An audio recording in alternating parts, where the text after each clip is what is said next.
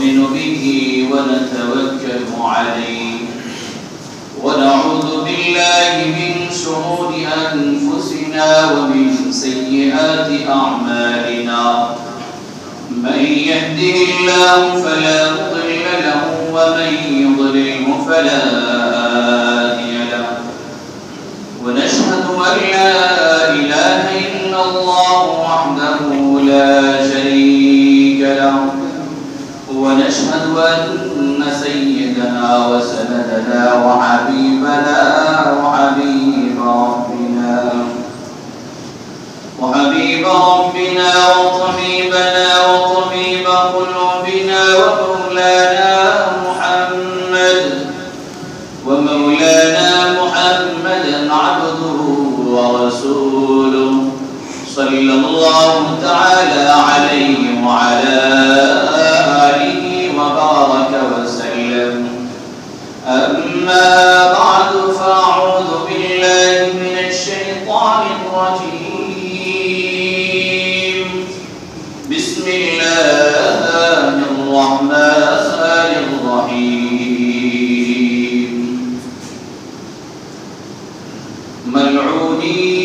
ملعونين أينما ثقفوا أخذوا وقتلوا تقتيلا وقال رسول الله صلى الله تعالى عليه وسلم لا يؤمن أحدكم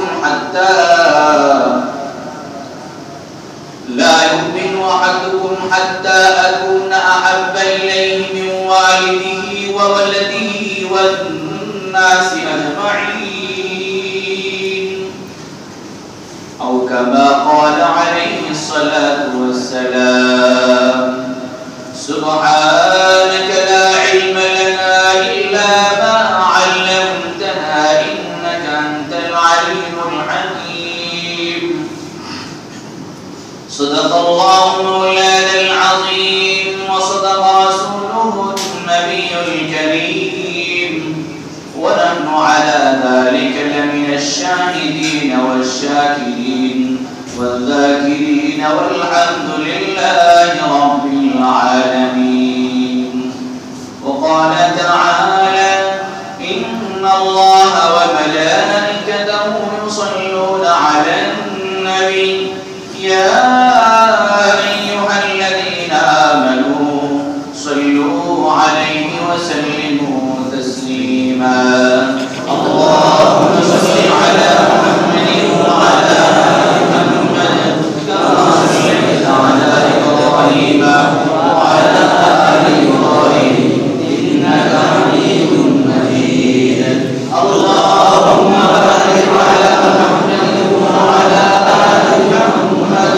كما باركت على إبراهيم وعلى آل إبراهيم إنك حميد مجيد محترم معزز الحاضرين قابل احترام ربيان عظام এলাকার যুবক ভাইরা মহান আল্লাহ রব্বুল আলামিনের কাছে লাখো কোটি শুকর যিনি আমাদেরকে দয়া করে মায়া করে ইহসান করে 18 জিলকদ 10 জুলাই 26 আষাঢ় শুক্রবার দিন জুমার নামাজ আদায়ের উদ্দেশ্যে মসজিদে আসার তৌফিক দান করেছেন এজন্য প্রত্যেকই দিল থেকে শুকর আদায় করি বলি আলহামদুলিল্লাহ আলোচনা চলছিল একজন ইহুদি নেতা কাব ইবনে আশরাফ সে আল্লাহর রাসূল সাল্লাল্লাহু আলাইহি ওয়াসাল্লামের বিরুদ্ধে কুৎসা রটাতো রাসূল সাল্লাল্লাহু আলাইহি ওয়াসাল্লামকে গালমন্দ করত সাহাবায়ে কেরামদেরকে কষ্ট দিত এই কাব ইবনে আশরাফ সে মদিনার পাশে একটা অঞ্চলে থাকতো বদর যুদ্ধের শেষ দিকে যখন সে সংবাদ পেল যে মক্কার কুরাইশরা কাফেররা মুহাম্মদ সাল্লাল্লাহু আলাইহি ওয়াসাল্লামের কাছে হেরে গেছে তখন তার চুলকানি শুরু হলো। মনের ভিতরে আসলো এটা কি সম্ভব? সুনিশ্চিত সংবাদ না পাওয়া পর্যন্ত তার ভিতরে পেরেশানি কাজ করতেছে এবং সে বলতেছে যদি ঘটনা সত্যি হয় তাহলে তো বেঁচে থাকার চাইতে মরে যাওয়াই ভালো। যখন মুজাহিদরা সাহাবে কেরামরা মদিনার মধ্যে ফিরে আসলেন, আসার পরে সংবাদ যখন সুনিশ্চিতভাবে সে জানতে পারলো, জানার পরে সে সমবেদনা প্রকাশ করার জন্য ওই মক্কার মধ্যে চলে গেল। মক্কায় যাওয়ার পরে ওখানে গিয়া সে কাফেরদেরকে সমবেদনা প্রকাশ করতেছে, আরে আবু জাহেল কত বড় নেতা, কত বড় ব্যক্তি, আরে কত বড় মহান নেতা, সে চলে গেল। ওরা বড় জালেম, নাউজুবিল্লাহ।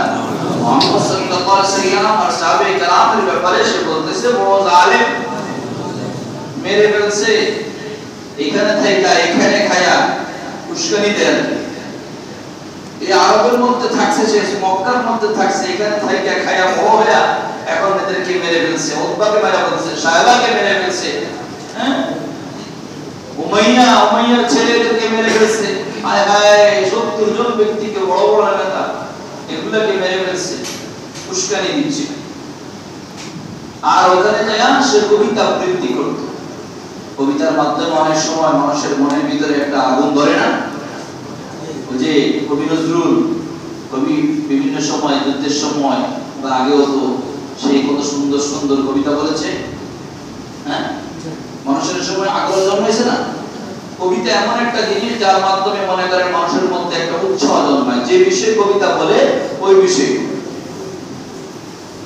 লাথিমার ভাঙলে তালা, যত সব বন্দিশালা, আগুন জ্বালা আগুন জ্বালা, এই যে কথাগুলা মনে করেন মানুষের দিলের মধ্যে ইফেক্ট করে নাকি?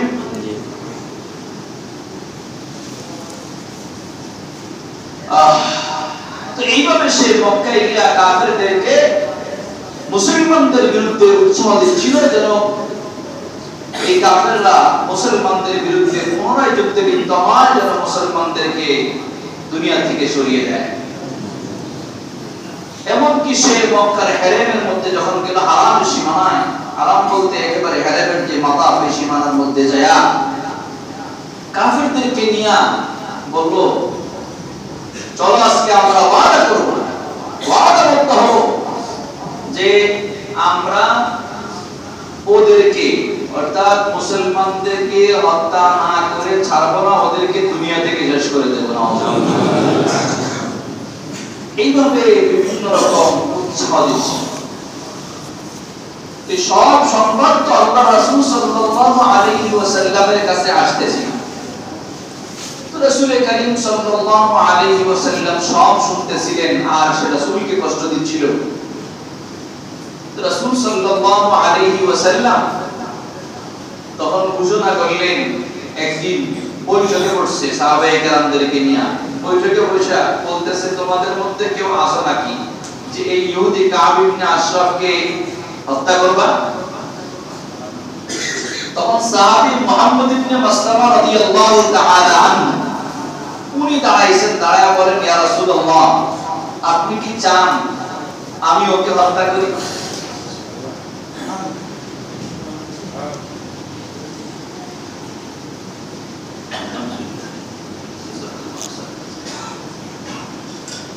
রাসূল সাল্লাল্লাহু আলাইহি ওয়াসাল্লাম বলেন যে হ্যাঁ।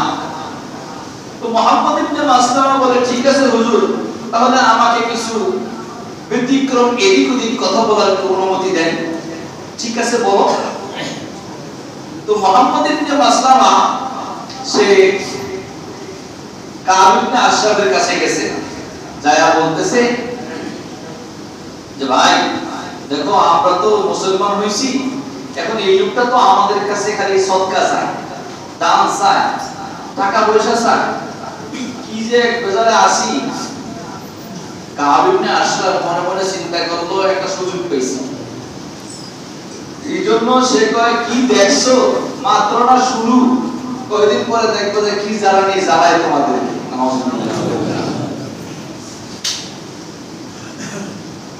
মুহাম্মদ ইবনে মাসলামা বলে আচ্ছা যেহেতু উনাকে আমরা অনুসরণ করতেছি তো কিছুদিন অনুসরণ করি না, দেখি না শেষ পর্যন্ত কি হয়।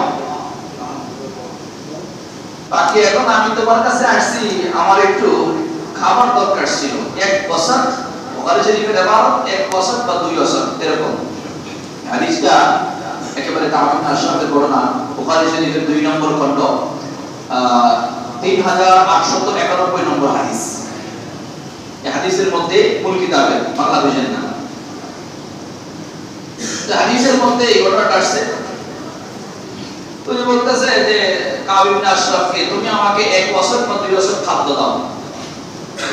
কাব ইবনে আশরাফ বলে ঠিক আছে দিব, বাকি তোমাদের কোনো কিছু আমাদের কাছে বন্ধক রাখো।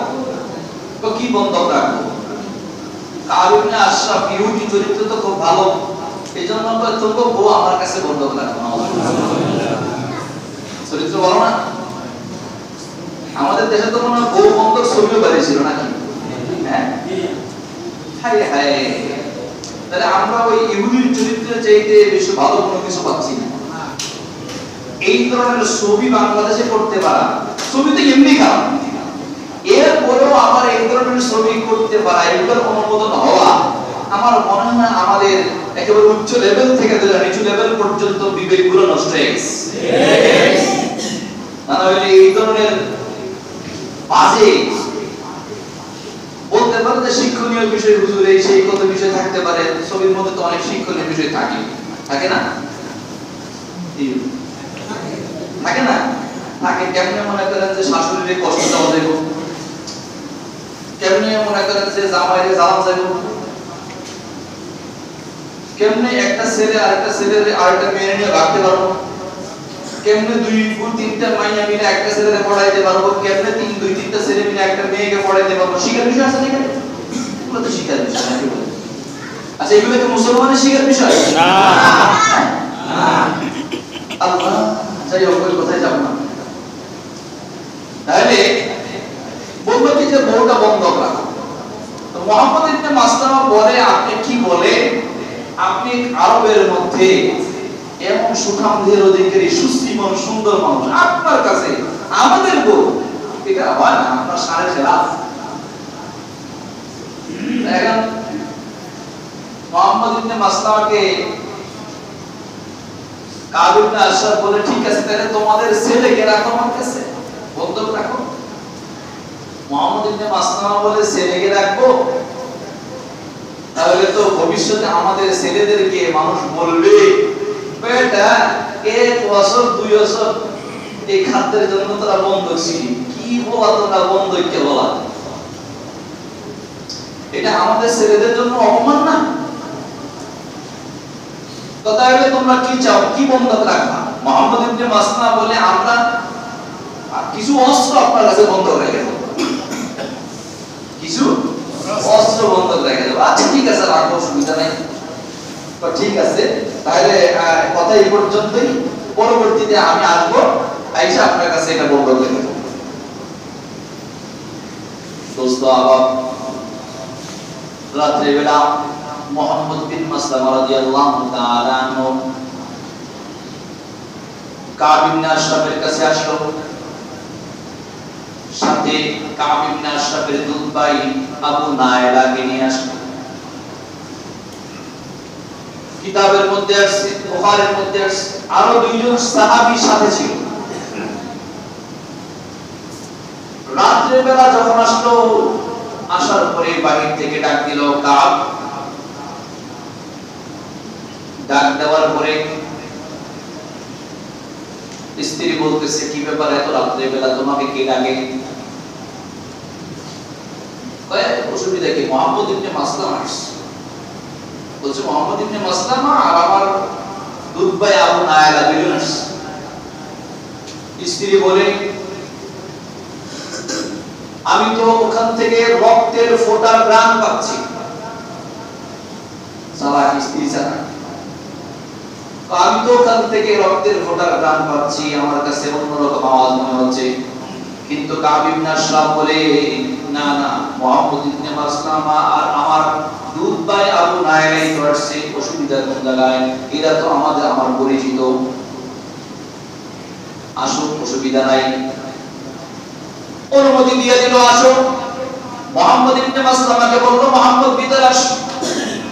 মুহাম্মদ ইবনে মাসলামা ভিতরে ঢুকলো, সাথে সাথে ওই দুইজন সাহাবী যারা সাথে আসছেন তাদেরকেও কাব অনুমতি দিয়ে দিল, ভিতরে আসলো। যেহেতু রাসূল সাল্লাল্লাহু আলাইহি ওয়াসাল্লামকে কষ্ট দিত, গাল বন্ধ করত, এই কারণে মুহাম্মদ ইবনে মাসলামা তাকে কৌশলগতভাবে সিস্টেম করে তাকে দুনিয়া থেকে সরাবে এই পদ্ধতি অবলম্বন করেছে। তো মুহাম্মদ ইবনে মাসলামা রাদিয়াল্লাহু তাআলা ভিতরে গেলেন। কাব ইবনে আশরাফ উপর থেকে সিঁড়ি দিয়ে নিচে নেমে আসলো। আসার পরে যখন কাছে আসলো, মুহাম্মদ ইবনে মাসলামা বলে, ইস, কি সুগ্রাম যে লাগাইছে, এমন সুগ্রাম আমি জীবনেও পাই নাই। আতটা তো লাগাইছে সুগ্রাম, আর তো সুগ্রাম লাগাইছে, ধনী মানুষ না, স্প্রে করে আসছে, ভালো সুগ্রাম লাগাইছে। তো এখন সুগ্রাম লাগাই আসছে। মুহাম্মদ ইবনে মাসলামা বলতেছে, এমন সুগ্রাম জীবনেও পাই নাই। কাব পাম দিছে, ভুলে গেছে, পাম দিলে ভুলে না মানুষ, এটা দুনিয়ার নিজাম। এখন বলে, হ্যাঁ, আমার কাছে আরবের সবচেয়ে উঁচু বংশের মহিলা আছে, মানে আমার যে ঘরে বউ আছে, মেয়ে লোক আছে, এটা আবার আরবের অনেক উঁচু বংশের, তো এরা সুগ্রাম ব্যবহার করে, হাইফাই সুগ্রাম, এইটাই আর কি আমার গায়ে গ্রাম পেয়েছে। তো তাই নাই, খুব ভালো লাগতেছে। এদিক দিয়া সাথে যে দুই সাহাবীদেরকে বলে রাখছিল যে আমি যখন কায়দা করে কাব ইবনে আশরাফকে ধরবো, তখন তোমরা ওই কায়দা করে ধরার পরে সাথে সাথে কাব ইবনে আশরাফকে সাইজ করে ফেলবা। সিস্টেমটা কি হবে? সিস্টেমটা হবে, এই কাব ইবনে আশরাফ যখন আসবে, আসার পরে আমি বলবো সুগ্রাম, খুব সুগ্রাম, যেহেতু সে সুগ্রাম ব্যবহার করে, আমি বলবো যে আপনার মাথাটা আমাকে একটু গ্রামনি, মাথার মধ্যে দাড়িতে মাথাতে সুগ্রাম লাগাইতে হবে। তো মাথার মধ্যে সুগ্রাম, আমি যখন মাথাটা গ্রামনি, গ্রাম নিল, বলছে এরকম গ্রাম নিব, নিব যখন তখন যখন সাইজ করে কায়দা করে মাথাটা ধরে ফেলাম, বাস ওই সময় সাইজ দিয়ে দিবা। কাব ইবনে আশরাফ যখন আসলো, আসার পরে মুহাম্মদ ইবনে মাসলামা রাদিয়াল্লাহু তাআলা আনহুর মাথা শুকলো, শুকার পরে বলল, আপনি অনুমতি দিলে ওই দুইজন শুকবে। তো ঠিক আছে, অসুবিধা কোন জায়গায় শুকু, তো ভালো লাগতেছে না, আমার মন লাগতেছে, আমার মাথার মধ্যে সুগ্রাম, ইস, গানটা নিবে। তো সাহাবী দুইজন সুগ্রাম নিলেন, গ্রাম নিলেন, নেওয়ার পরে কাব ইবনে আশরাফ কয়, ইস, আমার সহ্য হইতেছে না, আপনি যদি আরেকবার অনুমতি দিতেন তাহলে আমি আরেকটু শুনতাম। মুহাম্মদ ইবনে মাসলামা যখন এই কথা বলল, কাব ইবনে আশরাফকে অসুবিধা না, আবার শুনবো। কাব ইবনে আশরাফ যখন মাথা লাগায় দিল, হযরত মুহাম্মদ বিন মাসলামা রাদিয়াল্লাহু তাআলা মাথাটা শুকবেন, যেমন তেমন মাথাটা চুলগুলোকে মাথাটাকে কায়দা করে ধরলেন। কায়দা করে ধরে দুইজন সাহাবীকে ইশারা করলেন, সাইজ সাইজ। সাথে সাথে ওই দুইজন সাহাবী এই কাব ইবনে আশরাফকে কল্লাটা কাইটা বলায়,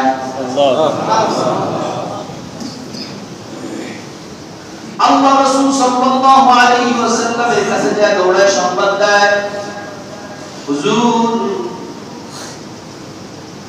আপনার দুশমন, আল্লাহর দুশমন কাব ইবনে আশরাফকে দুনিয়া থেকে সরায় দেওয়া হলো। দোস্তরা, ঠান্ডা মাথায় গৃহস্থির কথাগুলো বলেছি। কোন বেঈমান যদি আল্লাহ রাসূল সাল্লাল্লাহু আলাইহি ওয়াসাল্লামকে গালি দেয়, আল্লাহ রাব্বুল আলামিনের সহ্য হয় না, তখন আল্লাহ রাব্বুল আলামিনের পক্ষ থেকে ইশারা হয়ে যায়, এই বেঈমানের দুনিয়ার মধ্যে থাকার আর কোনো অধিকার নাই। ঠিক যেমনি ভাবে কাব ইবনে আশরাফকে হত্যা করা হয়, আল্লাহ রাসূলের বিরুদ্ধে কটূক্তি করেছে, আল্লাহ রাসূলকে গালমন্দ করেছে, কারণে এই হুকুম শুধুমাত্র ওই সময়ের সাথে নয়, কিয়ামত পর্যন্ত এরকম যে বেঈমান, যে কাফের অথবা যে কোনো মুসলমান নামধারী নাস্তিক আল্লাহ রাসূলের বিরুদ্ধে করবে, আল্লাহ রাসূলকে গালমন্দ করবে, ওর জন্য সব সময় কিয়ামত পর্যন্ত এই হুকুম, তাকে দুনিয়াতে রাখা যাবে না, বরং তাকে দুনিয়া থেকে পাঠিয়ে দিতে হবে। এজন্য মুসলমান ভাইরা মনে রাখবেন, যখনই কোনো ব্যক্তি আল্লাহ রাসূলের বিরুদ্ধে কথা বলবে, আল্লাহ রাসূল সাল্লাল্লাহু আলাইহি ওয়াসাল্লামকে গালমন্দ করবে, ওই ব্যক্তির শাস্তি একটাই, ও দুনিয়াতে থাকার অধিকার নাই, তাকে দুনিয়া থেকে জাহান্নামে পাঠিয়ে দাও। আমার আল্লাহ রাব্বুল আলামিন কোরআনে কারীমের 22 নম্বর পারা 5 নম্বর পৃষ্ঠা সূরা আহজাব এর 61 নম্বর আয়াতে বলেন, মালউনিন,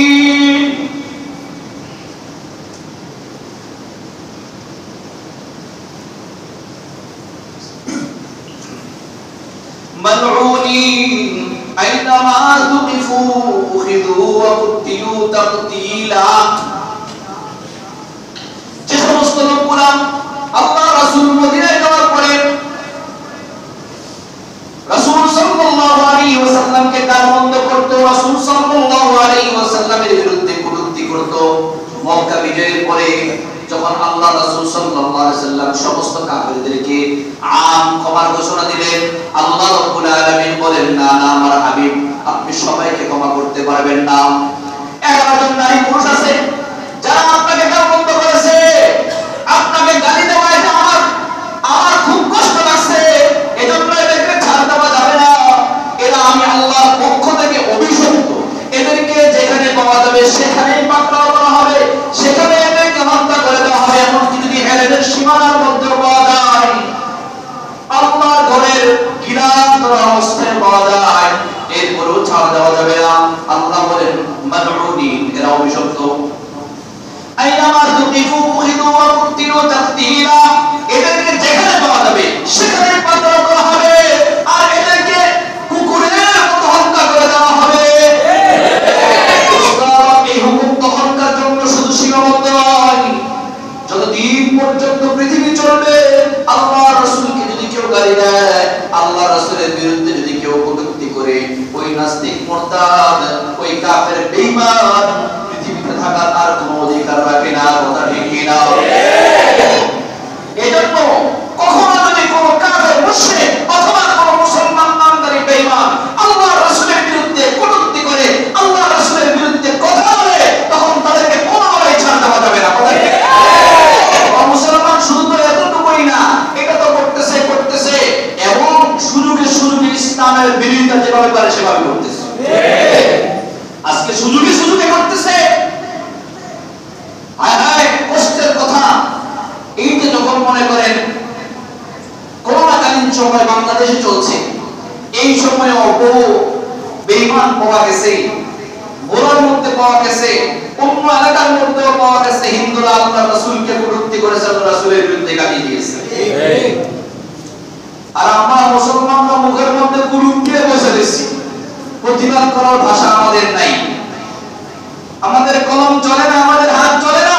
ফেসবুকে শুধু বাজে স্ট্যাটাস দেওয়া চলে, ফেসবুকে শুধু প্রেমিকার সাথে গল্পগুজব চলে, কিন্তু আল্লাহ রাসূলের বিরুদ্ধে যারা কথা বলবে, আল্লাহ রাসূলের বিরুদ্ধে যারা কটূক্তি করবে, রাসূলকে যারা গালি দেবে, তাদেরকে তোবা করার জন্য ফেসবুক গরম হয় না।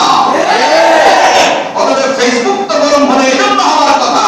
তোমাদের দেখা যায় সাকিব আল হাসান অথবা কোনো খেলোয়াড় যদি দেখা যায় ভালো একটা ফলাফল করে ফেলেছে খেলার মধ্যে, কিছু বেট দিয়ে পিটিয়ে ফুটে, ওইটা নিয়ে পুরো ফেসবুক গরম হয়ে যায়, ওইটা নিয়ে পুরো ইউটিউব গরম হয়ে যায়, সমস্ত চ্যানেল গরম হয়ে যায়। কিন্তু আল্লাহ রাসূলের বিরুদ্ধে যখন কেউ কটূক্তি করে, রাসূলকে যখন গালমন্দ দেয়, তখন দেখা যায় ফেসবুক, ইউটিউব আর চ্যানেলগুলো গরম হয় না। গরম এই জায়গায় হওয়া দরকার। দ্বীনের বিরুদ্ধে যখন ষড়যন্ত্র করবে, তখন এই ব্যাপারে ফেসবুক গরম হওয়া দরকার। এই যে আজকে করোনাকালীন সময়ে 10 মিনিট স্কুল নামের একটা সংস্থা বের করছে, নাম হলো আইমান সাদেক, আর একটার নাম হলো সাকিব বিন রশিদ। এই দুইজন মিলে 10 মিনিট নামক একটা অনলাইন স্কুল বের করেছে। এটাতে আমরা কেউ জানি কেউ জানি না। এই দুইজন, একজনের নাম হলো আইমান সাদেক। আইমান মানে কি?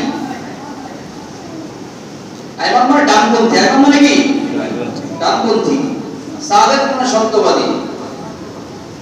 আমি এটা তর্জমা করে করতেছি, ওর নামটা কি হওয়া দরকার ছিল?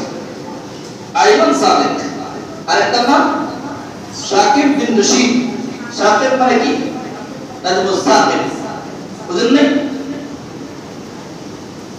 আলোকচ্ছটা বিশিষ্ট তারকা। কত সুন্দর নাম ব্যবহার করে আকাম তুলে করছে। কি আকাম করছে জানেন? এই ট্যাগ স্কুল নামে এটা বের করে, এটার মাধ্যমে আমার এই বাংলাদেশের মুসলমানদেরকে সমকামিতার দিকে উৎসাহ দিচ্ছে। নাউজুবিল্লাহ। আর কি করছে এটা পরে বলতেছি। সমকামিতার দিকে, এই সমকামিতার দিকে উৎসাহ দিচ্ছে, যেই সমকামিতার জন্য আল্লাহ রাব্বুল আলামিন বহু বছর আগে হযরত লূত আলাইহিস সালামের কওমকে ধ্বংস করে দিয়েছিলেন।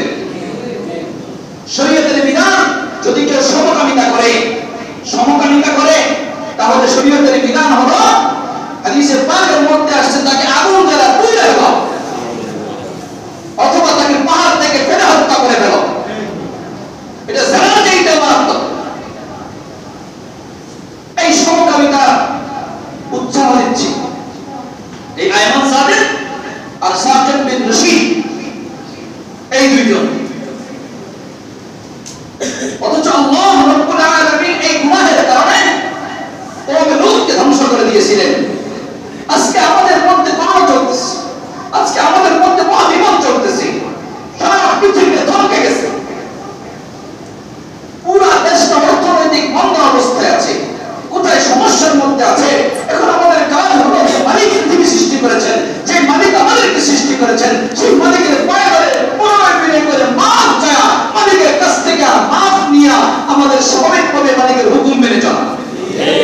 আর সেইটা বাদ দিয়া এই সময়ে মালিকের নাফরমানি, যেই গুনাহ, সমকামিতার গুনার জন্য আল্লাহ কওমকে ধ্বংস করেছেন। কওমে লূত 7টা বাহিনী ছিল, 7টা বাহিনীর মধ্যে 7টা উপত্যকা ছিল, এর মধ্যে একটা মুমিন ছিল মাত্র একটা গোত্র। এই গোত্রটাকে আল্লাহ তাআলা হেফাজত করেছেন, বাকি সবগুলোকে আল্লাহ তাআলা জমিন পুরো উল্টে দিয়েছেন। আপনারা দেখেন না টিভিতে বা ইউটিউবে দেখা যায় না, মৃত সাগর বলে, মৃত সাগর, ডেড সি, মৃত সাগর বলে না?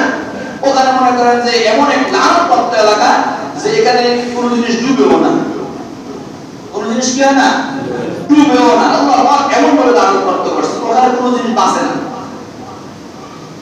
মাছ টাছ নাই ওটার মধ্যে। তো এই যে আল্লাহ তাআলার লানত হলো কি কারণে? এই সমকামিতা নামক অপকর্ম করার কারণে। স্বাভাবিক শরীয়তের বিধান বাদ দিয়ে সমকামিতা নামক অপকর্ম করেছে, আল্লাহ রাব্বুল আলামিন গজব নাযিল করেছেন। আল্লাহ রাব্বুল আলামিন কোরআনে কারীমের 12 নম্বর পারা 10 নম্বর পৃষ্ঠা সূরা হুদ এর 82 নম্বর আয়াতে বলেন, ফালাম্মা জাআ আমরুনা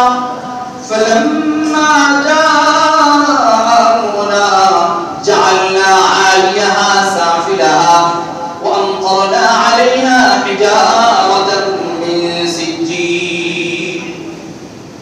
আল্লাহ রাব্বুল আলামিন বলেন, যখন আমরা কর্ম করতে থাকবো, আমি আল্লাহর পক্ষ থেকে হুকুম নাযিল হলো, আমি আল্লাহর ফেরেশতারা জমিনের মধ্যে গেল, আল্লাহর ফেরেশতারা জমিনের মধ্যে আইসা পুরো জমিন থেকে উল্টা দেয়। আর যে অপরাধের কারণে জমিন উল্টা দিলেন, সেই আল্লাহ আছে না নাই? আছে। সেই ফেরেশতা আছে না নাই? আছে। আর সেই অপরাধ জমিনের মধ্যে চলবে, আল্লাহ উল্টা দিতে পারেন কি পারেন না? ও মুসলমান, সেই অপরাধের কারণে আল্লাহ কওমে লূতকে উল্টে দিয়েছিলেন, সেই অপরাধ এখনো চললে আল্লাহ উল্টা দিতে পারেন? আমাদের পরিষ্কার কথা, যারা এই জমিন উল্টানোর মতো অপরাধ করবে, এরা কি জমিনের মধ্যে থাকতে পারবে কি থাকতে পারবে না? পরিষ্কার কথা আমাদের। যদি এই সমকামিতার মতো অপরাধ যার কারণে আল্লাহ কওমে লূতকে ধ্বংস করেছেন, এটাকে যারা সাপোর্ট দেয়, এটাকে যারা প্রচার করে, হয়তো বাংলাদেশে এরাই থাকবে না, হয় আমরা থাকবো। সমকামিতার অপরাধী, সমকামিতাকে সাপোর্টকারী কোনোভাবে বাংলাদেশে থাকতে পারে না। ওদেরকে তসলিমার সাথে বাইন্দা আরবের মধ্যে পাঠায় দাও। গতকালকে বাংলাদেশ প্রতিদিন পত্রিকার সম্পাদকীয় কলামের মধ্যে তসলিমা নাসরিনের পক্ষে সাপোর্ট দিয়ে কথা বলছে।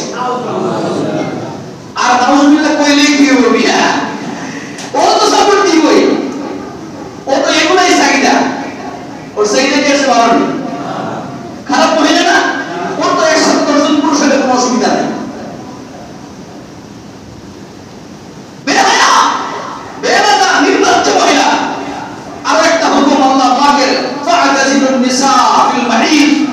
যখন মহিলারা হায়াত অবস্থায় থাকবে, ঋতুবতী অবস্থায় থাকবে, তখন স্বামীরা তাদের থেকে দূরে থাকবে, স্বামীরা তাদের থেকে দূরে থাকবে।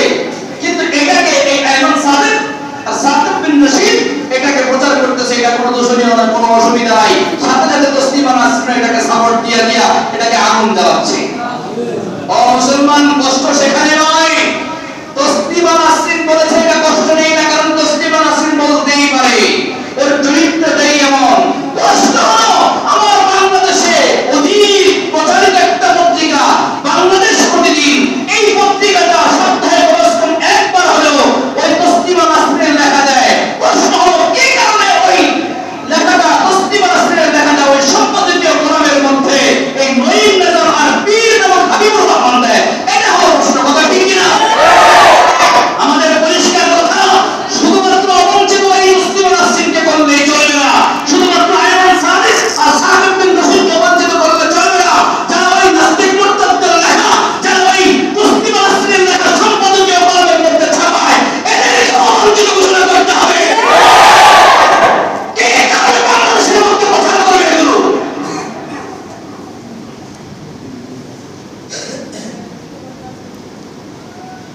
আল্লাহ আমাদেরকে হেফাজত করুন, আমিন। আল্লাহ আমাদের ঈমানকে পুখতা করে দিন, আমিন। মুসলমান ভাইরা আমার, বদর যুদ্ধের পরে ইতিহাস চলছিল, তাই না? কাব ইবনে আশরাফের হত্যার ঘটনা আপনাদেরকে শুনাইলাম। একজন বদরি সাহাবীর একটা ঘটনা শোনাই। নবীজির মিশনে তো মুহাম্মদ ইবনে মাসলামা বের হয়েছিলেন, আরেকজন বদরি সাহাবী হযরত খুবাইব রাদিয়াল্লাহু তাআলা আনহু, উনিও আল্লাহর রাসূলের একটা মিশনে বের হয়েছিলেন। রাসূল সাল্লাল্লাহু আলাইহি ওয়াসাল্লাম মিশনে পাঠিয়েছেন, মিশনে বের হয়েছেন। মিশনে বের হওয়ার পরে যখন মিশনে গেলেন, কাফেরদের হাতে খুবাইব রাদিয়াল্লাহু তাআলা বন্দী হয়ে গেলেন। বন্দী হয়ে যাওয়ার পরে আটকে রাখছে জেলখানার ভিতরে। এখন জেলখানায় আটকে রাখছে, এর মধ্যে হযরত খুবাইব রাদিয়াল্লাহু তাআলা আমাকে খাবার দিচ্ছে, শুকরের গোশত, আর হলো মদ, পানি পান করার জন্য দিচ্ছে মদ, খাবার খাওয়ার জন্য দিচ্ছে শুকরের গোশত।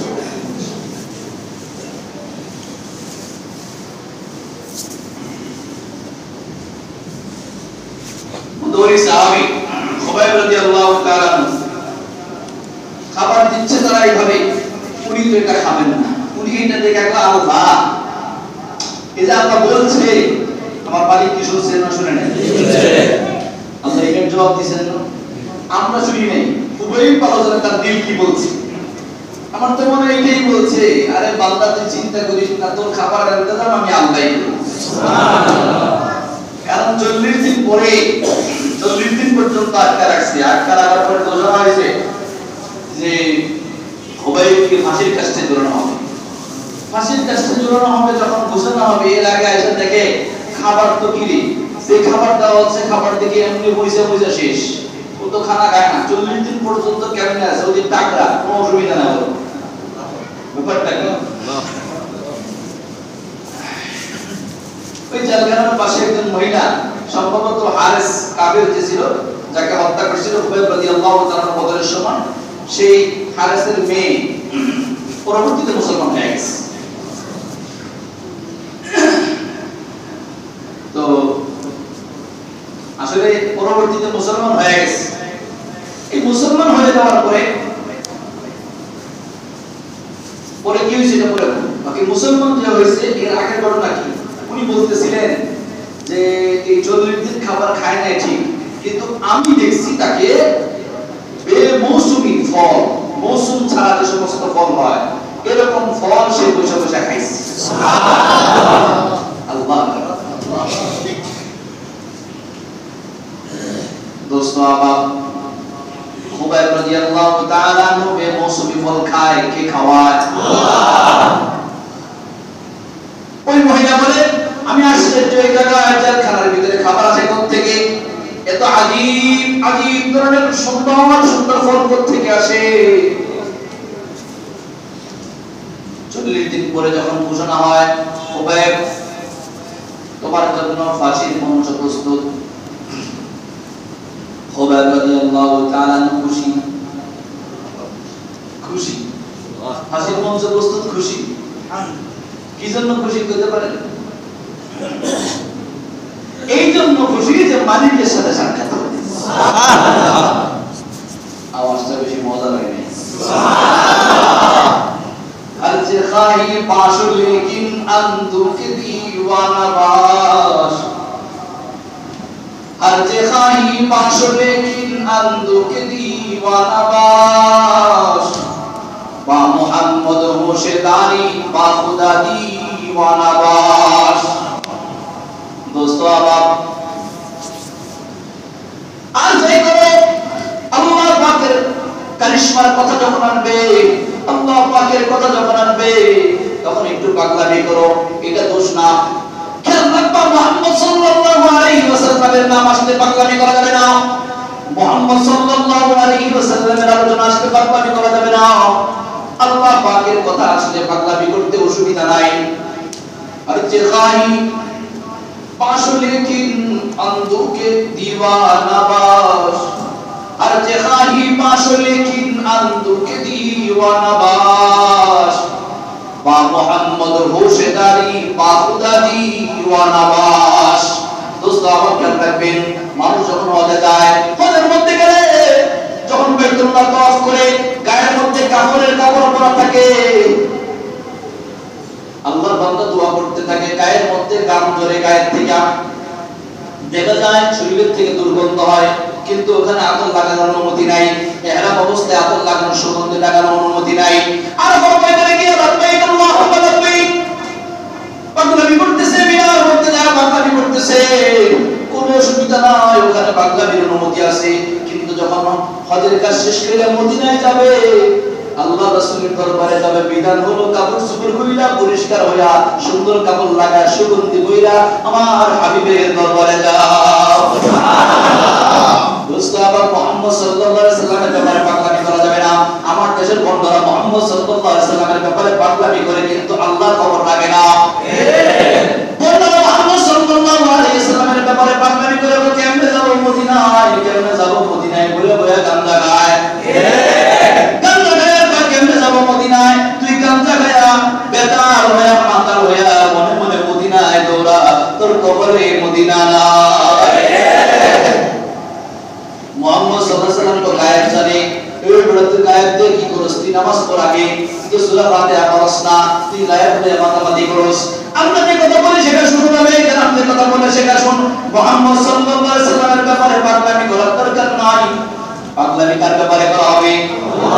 हर जगह ही पाश लेकिन अंधो के दीवाना बाश, बा मोहम्मद होशदारी बा खुदा दीवाना बाश। তো বলতেছিলাম হযরত খুবাইব রাদিয়াল্লাহু তাআলা আনহুর কথা 40 দিন পরে ঘোষণা হয়ে যায় আজকে ফাঁসি হবে। হযরত খুবাইব রাদিয়াল্লাহু তাআলা খুশি, কি জন্য? কারণ মাহবুবের সাথে সাক্ষাৎ হবে। সুবহানাল্লাহ। আল্লাহু তাআলা কয় আরে এর অপেক্ষায় তো ছিলাম। দোস্ত আমার যে যাকে ভালোবাসে মাশউকের সাথে তার সম্পর্ক আছে, যে যাকে ভালোবাসে তার সাথে যেদিন সাক্ষাৎ হবে সুন্দর পোশাক পরে কি পরে না? আরে বেটা তোরা জওয়ান যারা আছিস তোরা পরস কি পরস না? ম্যাডামের লাগে তো বুঝে অবৈধ প্রেম করস, সাক্ষাৎ করতে গেলে ভালো পোশাক পরে যাস কিনা কথা কয় না? আরে যেখানে যাবে শ্বশুর বাড়ি যাবে, বাবা জায়গায় যাবে, পুরো ভালো পোশাক পরে যায় কিনা? বিয়ে শাদীর মধ্যে গেলেও ভালো পোশাক পরে যায়, তাহলে প্রকৃত পক্ষের মাশউক আল্লাহর সাথে সাক্ষাৎ হবে। খুবাইব রাদিয়াল্লাহু তাআলা দিলের মধ্যে বিপাশা, খুবাইব রাদিয়াল্লাহু তাআলা মাশউকের সাথে সাক্ষাৎ করবে। এইজন্য খুবাইব রাদিয়াল্লাহু তাআলা পুরোপুরি প্রস্তুত, মনে মনে খুশি। আর কয় কেমনে আমার মালিকের সাথে প্রস্তুতি নিব, সাক্ষাৎটা করব। 40 দিন যাবত পাকসাপ হইতে পারতেছে না, বসন বসন কিছুই কাটতে পারতেছে না। এখন চিন্তা করলো আজকে বিকাল বেলা আমার মাশউকের সাথে সাক্ষাৎ হবে, সুতরাং কাটাকাটির কাজটা সেরে নেওয়া দরকার। আল্লাহু আকবার। দোস্ত আমার পাশেই যে ওই যে মেয়েটা ছিল, মেয়ের যাচ্ছিল কিতাবের মধ্যে আসছে একজন মেয়েকে সামনে নিয়ে যায় বুখারী শরীফের মধ্যে হাদিসের মেয়ে তার কাছে বলছে আমাকে একটা চাকু দাও। আগের যুগে তো কুর ছিল না, ব্লেড ছিল না, কি ছিল? চাকু ছিল। যা আমার একটা চাকু দাও, আমি একটু মুসটুস কাটবো। দোস্ত আবার চাকুটা দিছে, এই চাকু দিয়া হযরত খুবাইব রাদিয়াল্লাহু তাআলা মুস কাটে পশম পরিষ্কার করে। এদিক দিয়ে ঘটনা ঘটছে ওই মেয়েটার বাচ্চা, ছোট্ট একটা বাচ্চা ছিল, ওই বাচ্চাটা জেলখানার ভিতরে ঢুকে যায়। কেমনে ঢুকে?